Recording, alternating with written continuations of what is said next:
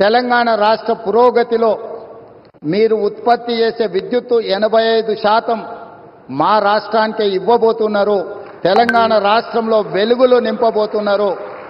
సంపూర్ణంగా మా ప్రభుత్వం ఎన్టీపీసీ సంస్థకు సహకరించి ఈ కార్యక్రమాన్ని ముందుకు తీసుకెళ్తామని చెప్పి వేదిక మీద నుంచి నేను మీకు చెప్పదలుచుకున్నాను.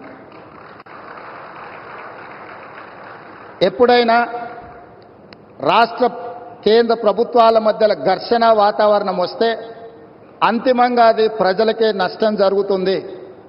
రాజకీయాలు ఎన్నికల సమయంలోనే, ఎన్నికలు ముగిసిన తర్వాత విఘ్నులైన ఎన్నికైన ప్రజాప్రతినిధులు కేంద్ర సహకారంతో రాష్ట్రం యొక్క అభివృద్ధి కోసం కృషి చేయాలి తప్ప పదే పదే కేంద్ర ప్రభుత్వంతో ఘర్షణాత్మకమైన వైఖరి తీసుకుంటే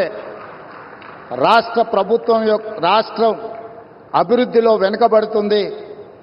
ఈ అంశాలని పరిగణలోకి తీసుకొని మా ప్రభుత్వం ఏర్పడిన వెంబడే ప్రధానమంత్రి గారు సమయం తీసుకొని రాష్ట్రంలో 2014 పునర్విభజన చట్టంలో పొందుపరిచిన అంశాలనే కాకుండా రాష్ట్ర అభివృద్ధికి సంబంధించిన చాలా విషయాలు ప్రధానమంత్రి గారి దృష్టికి తీసుకెళ్ళినాము.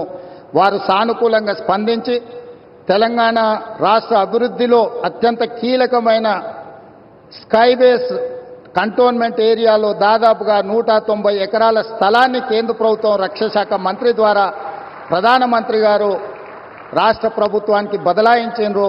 వారికి రాష్ట్ర ప్రభుత్వం తరఫున కృతజ్ఞతలు తెలియజేస్తున్నాం.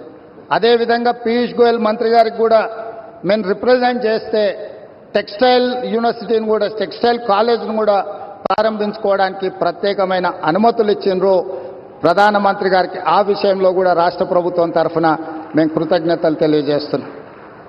మా వైపు నుంచి ఎలాంటి భేషజాలు లేకుండా రాజ్యాంగబద్ధ సంస్థలు, గవర్నర్ వ్యవస్థ కానీ, జ్యుడిషియల్ వ్యవస్థ కానీ, ప్రజల చేత ఎన్నుకోబడ్డ కేంద్ర ప్రభుత్వంతో ఇలాంటి ఘర్షణాత్మకమైన వైఖరిని మేము తీసుకోము. రాష్ట్ర అభివృద్ధిలో వాళ్ళని సంప్రదించి రాష్ట్రాన్ని ముందుకు తీసుకెళ్లడానికి అవసరమైన కార్యాచరణతోనే ముందుకు వెళ్తాము అని చెప్పి ఈ సందర్భంగా మీకు అందరికి తెలియజేస్తున్నా. నరేంద్ర మోదీజీ